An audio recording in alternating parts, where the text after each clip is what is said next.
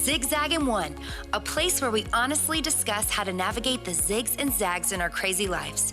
Expect heartwarming stories, some laughter, and maybe a few tears as we embrace life's challenges and choose joy over a momentary defeat. Today, we will hear from someone whose life has had some unexpected turns, but chose to keep moving forward. What did they learn? Some valuable life lessons. Zigs and zags are also a part of our host, Melanie Brown's journey. She too had to find the determination to never give up. What are we waiting for? Let's dive in.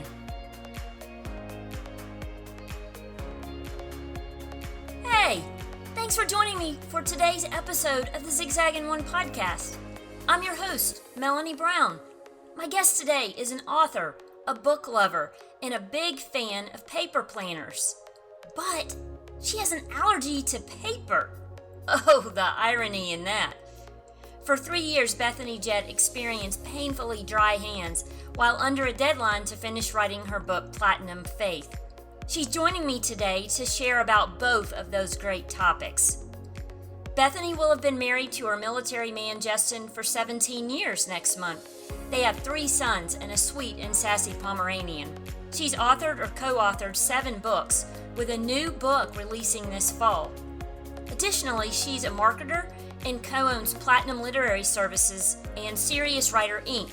You can learn more about Bethany at bethanyjett.com, and that's Jet with 2 T's.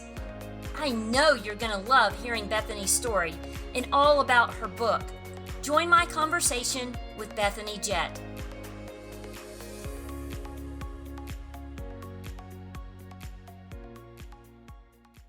I'm excited to have my guest Bethany Jett with me today. I took one of her social media classes at the Blue Ridge Christian Writers Conference several years ago, and it was during that time that she was in the middle of a mysterious zigzag that impacted her life in many ways, but most especially as an author. And I've been looking forward to discussing her journey, but also her book, Platinum Faith, that she co-wrote with Michelle Medlock Adams. So welcome, Bethany. Thank you so much. I am so excited to spend time with you today. Same, I've been looking forward to this. So in your book, Platinum Faith, you introduce those zigzags or struggles with these words. Currently, the opposition I'm facing has to do with my hands, the instruments I use to tell stories, to share content, and to write books. So describe what was happening and the journey that you went through until Dr. T discovered the problem and gave you a diagnosis. We are thankful for Dr. T. Can we just say that? Yes, we are thankful for doctors, for sure.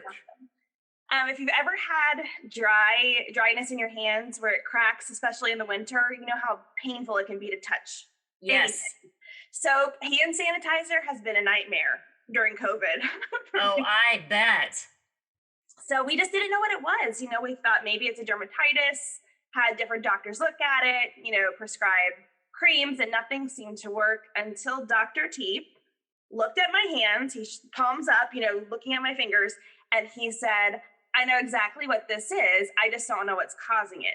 And that was music to my ears, Melanie. Of course it was. So he said, you've got healthy pinkies. So I can tell by where the dryness on your hands is, you're touching something. There is something that you touch that is causing this. So it's a contact allergy. We just need to figure out what this is. So they did a full back panel, came back, and it's colonophy. Has anyone ever even heard of that word? I had not until I read your book. Well, the nurse hadn't either. She's like, what's this? So that was off-putting for a moment. But so colonophy is basically pine resin, and it is used in paper manufacturing, anything adhesive, plastics. Actually, a lot of plastics have in it, anything that's waterproof or coating. So the broom handle for outside, or even, try to skim the pool because it's got the coating on it. It's in that too. So I wear gloves a lot when I'm touching any kind of paper, stickers, anything. So how long did that go on before you found out what it was? I think it was close to 3 years before we figured it out.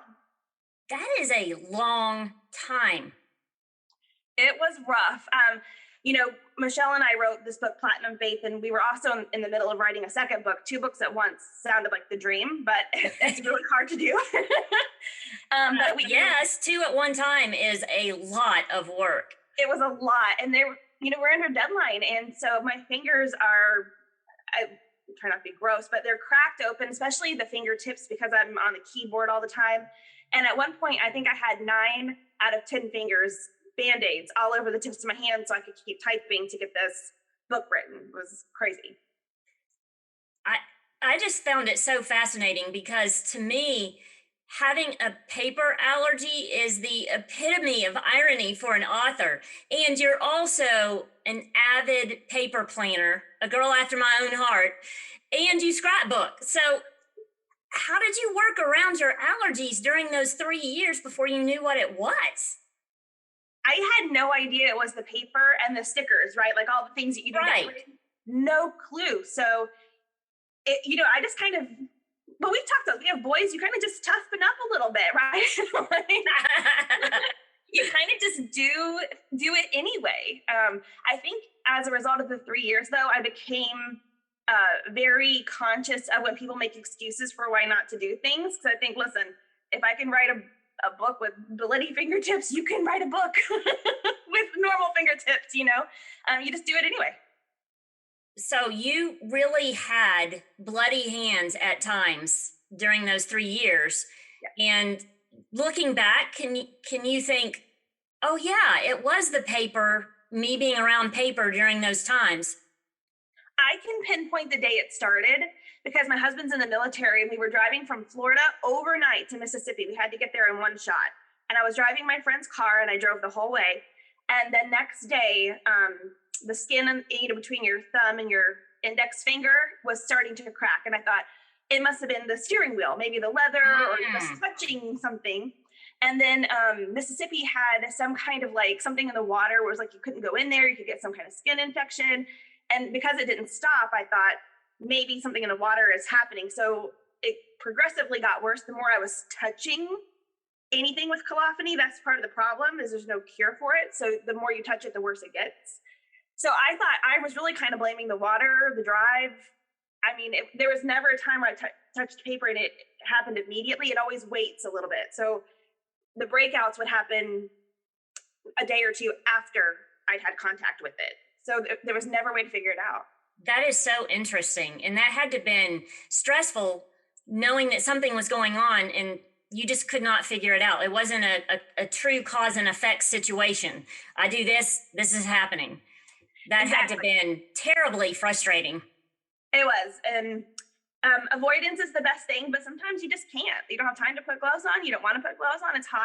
I mean, one time I'm signing books at an event and I'm wearing, gloves and I've got sweat just pouring down into them because it was so hot in the room. And I'm like, I can't take them off, but I can't leave them on. It's just, you just deal with it, I guess. That is just crazy. But I remember distinctly during the time before you knew what it was, and even after, you had these great social media posts and they were so funny and vulnerable, and it was obvious that you were struggling, but you weren't letting it wreck your life and your attitude. And I just found that so endearing, but also made me realize that there is a choice in how we respond to things. And I loved how you responded to it. How did you keep such a positive attitude during those times? I remember we were joking about when I was going in for the test, Dr. T, who I love, before we knew what it was, he said, he actually said paper. He said it could be formaldehyde, which I guess is an ingredient in some paper. So we were joking about it for a week. Like, wouldn't that be crazy if it was paper? But, and then when it was, it was just nuts. But, I think in this grand scheme of things, there's a lot of people who would trade places with me in a heartbeat just to have an allergy here. And so if I think about it in those terms, this is really not that big of a deal. Like, this is something I can live with. It's not going to kill me. And I think it's kind of funny. I just thought, how can we make this into kind of like a marketing thing? But I don't think people believe it, Melanie. I think they think it's a joke. Like if I put author with a paper allergy, nobody comments on it because I think they think I'm kidding. Well, somebody who loves writing, I connected with you completely because I'm putting myself in your shoes and I'm thinking, I read books constantly, like you. I love my paper planner. I used to do scrapbooking. I haven't done it in many years since our boys are older, but I'm thinking of all the ways that it would impact me, not just as somebody who loves to write, but just in general. And I'm thinking, I just can't even imagine. And she just is so hysterically funny about it. And that was again very endearing. I just thought that that was fantastic. Tell me something that was really funny that you've had to do since you've known your diagnosis, when you've had an outbreak, or how to avoid getting an outbreak. There's also some fragrances that came up in the panel test. So there were like 4 different things that came back that I shouldn't touch ever. But so one thing, it's kind of gotten me out of having to do dishes and sometimes laundry because the soap is a little too harsh, and I can wear rubber gloves for that too. But so that's been great to get the boys to be doing the dishes more and passing that job off, because mommy's hands don't need to do that. Mommy's hands can do something else. And laundry, if you've got dry skin, especially it's winter right now, I know a lot of people in a lot of fields deal with just dry, cracked skin. But during one of the, I guess, outbreak or whatever, clothes pool at my skin, just folding clothes, folding laundry, just they get really rough. And so that's been another job that I've been able to get passed off, to the kids. So I think it's kind of like I'm just taking the perks of it. That's fantastic. Now, having boys myself, I think it's very important for us as moms to teach our boys how to do things in the house. And so I struggled with that because, of course, they weren't as cooperative as I had hoped they would be when I was trying to teach them those things. But I'm hoping that your boys are like, sure, Mom, I'll help you. Well, they're getting the bonus in not even realizing they are in being prepared for married life in the future. we always tell them that. We kind of threaten them with the idea of being that kid in college. You're not going to be the stinky kid in college. You're not going to be the dirty kid in college. You're not going to be the kid who doesn't know how to do laundry. You're not going to be the kid who's eating ramen noodles every day. So, I'll tell them, I'll get you an Instant Pot. It'll be your graduation gift. And here's all the things that you can make in it. Everyone will come to your room and love you because you are feeding them. And it's easy. So we're just kind of like peppering them now with like, you need to know how to do this. You need to know how to do this. You need to know how to do this.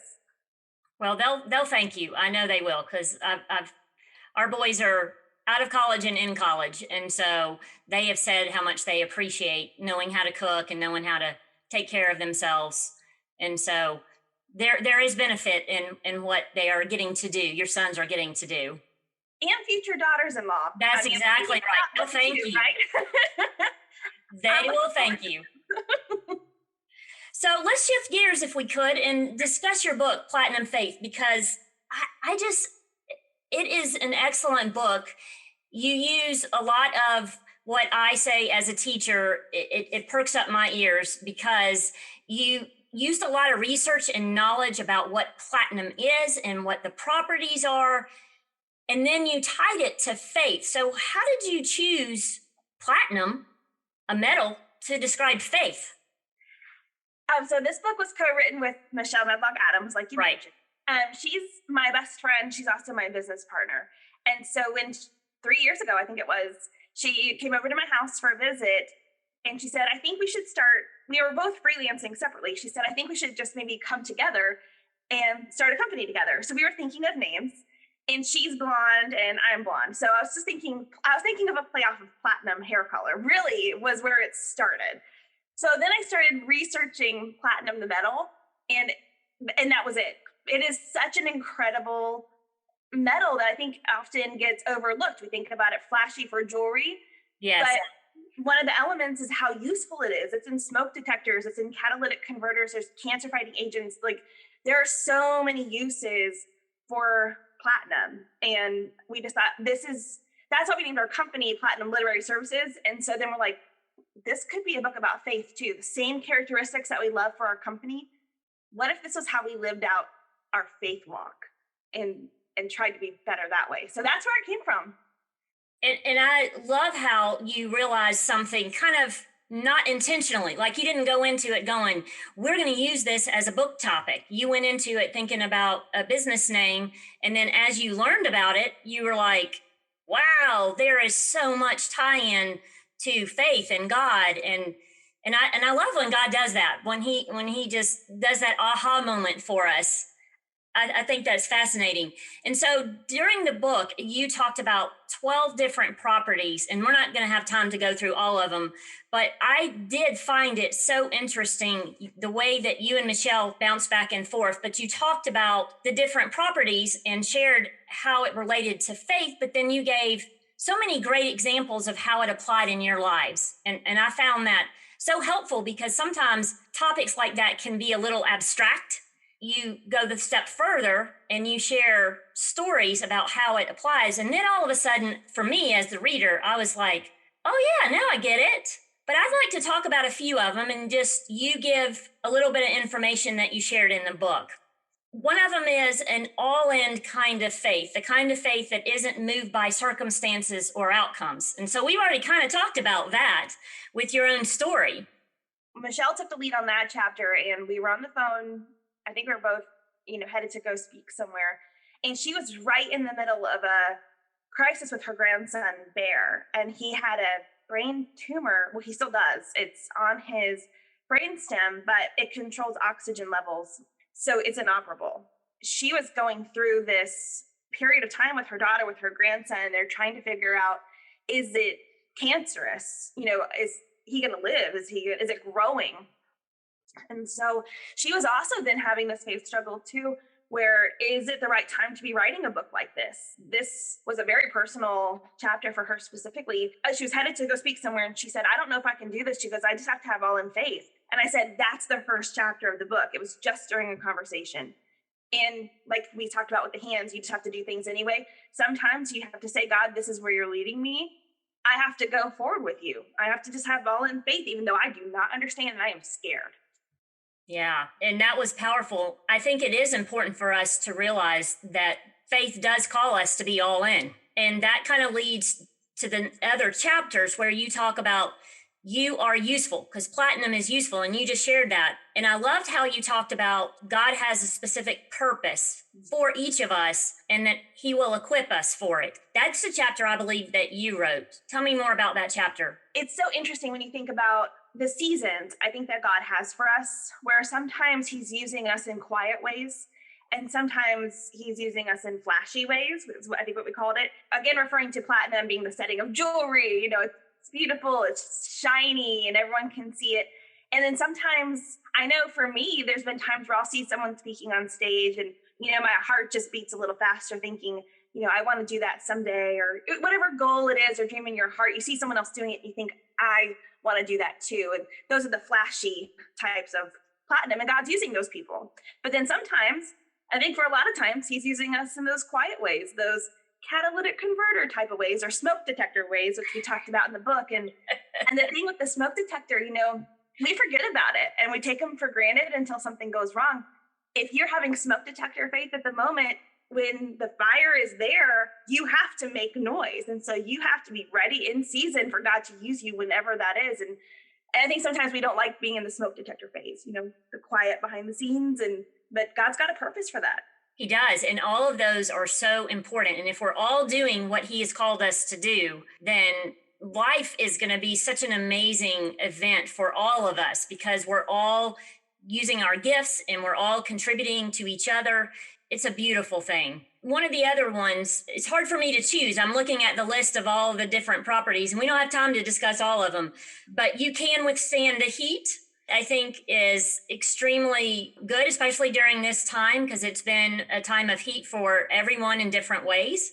That's one of the cool things about platinum is that it is heat resistant. I don't know if that is actually the scientific term. And we are very clear to say we are not scientists. When we started the book, kind of doing the research on it. As soon as I heard, or read about platinum being able to withstand the heat, it was just such a quick and probably the easy maybe lazy metaphor, but it works so well in life. How often do we get into these situations where life is hard and the heat's turned up and you either choose to succumb to it or you have to go through it? And Shadrach, Meshach, and Abednego is the best illustration. I mean, we had to pull that in. I could not. I love that they say to King Nebuchadnezzar, our God can save us, but even if he doesn't, he is still God. I'm like, that's the kind of faith I want to have. Even if he doesn't heal my hands, so what? He's still God. Yes. I love the one about your faith shining brightly, because again, like you say, we think of platinum, at least women do, of rings and the shiny part of it.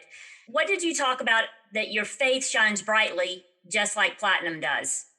Yep, this was Michelle's. This was a fun one to read. I so enjoyed reading her chapters and her insight into the metal and then how we were doing it. And she starts off the chapter with that song that so many of us learned if you grew up in church, was that This Little Light of Mine. And platinum is a very, very shiny metal. It doesn't tarnish easily. And so when you think about faith, so many times I think when we're just going through stuff, this has been a hard year. This year has been collectively, globally hard for all of us in different ways. And yet, in Matthew, we're still called to shine. And so the question then becomes, when circumstances change, how do I still shine within those circumstances? Even if my light's getting a little dull, it's God's word, it's him who's going to help us then continue to shine for people who maybe their light's out and they need us. It was a great chapter and great illustrations. And then your chapter was that you can resist corrosion. This is one of my favorite chapters too, because I was thinking about toxic people in our lives and how easy it is to be taken down a bad road, almost easier than it is to pull somebody out of that situation. Indeed. And when we were in youth ministry, there's this illustration where you get somebody on a chair, and is it easier to pull that person up onto the chair with you, or is it easier for them to knock you off the chair? Much easier to pull somebody down, and we would just use that as the illustration to kind of go with this. But I always say platinum is happy being platinum. It can be next to other metals, and it doesn't change itself into something else. It doesn't compound easily. And so even if something is corrosive around it, it's okay being who it is. And I think I need that reminder a lot, that it's so easy right now to start going down a path where it's not biblical, but it's very popular.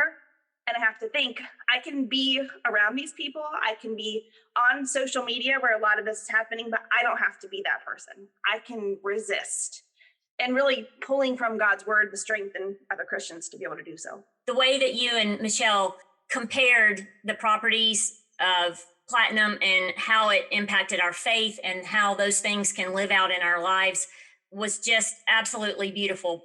But the thing that really got to me was how you ended the book. So you encourage the reader to have platinum faith. And you say, may we have a faith that is bold, easily shaped, resistant to corruption and evil, untarnished, reflective of God's love, valuable, precious, special, and rare.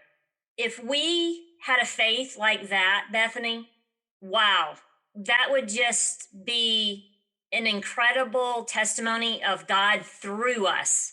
It's not about us, but it's about God and what he has done in our lives and how he has shaped us.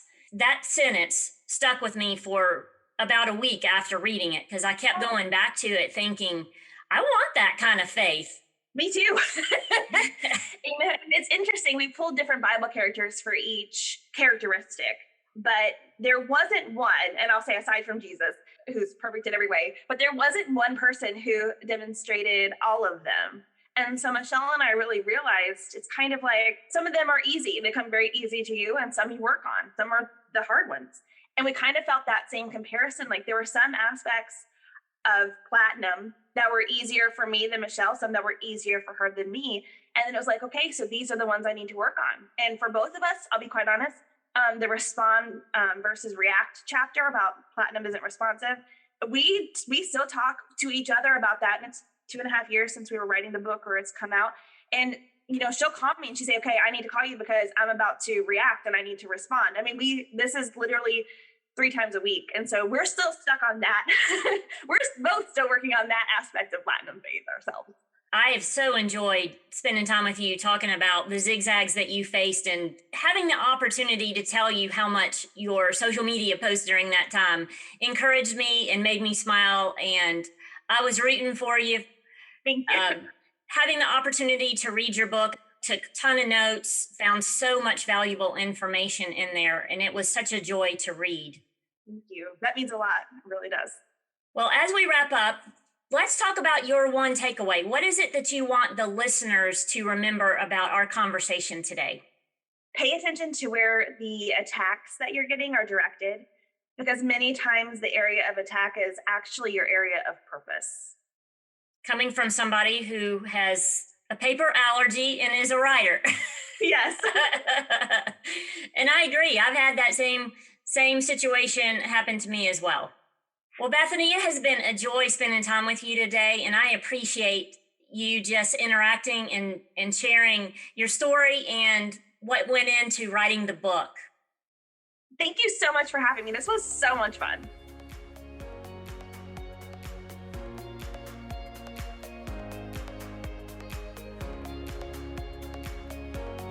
I just love Bethany's enthusiasm and energy, especially in light of knowing she will struggle with her paper allergy for many years to come.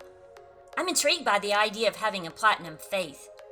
The tie-in to the properties of the metal platinum wasn't only clever, but it's also a great way to encourage us to have a faith with those same characteristics. Platinum Faith and Bethany's other books are available on Amazon and Barnes & Noble and other online retailers. I encourage you to order her books today. Thank you for joining me. Please share this episode with those who need encouragement as they encounter the zigzags in their lives. I truly enjoy interviewing women like Bethany who keep moving forward despite the zigzags they face on their journeys. We can learn so much from them. Join me next time for another power-packed interview. Until then, keep moving forward.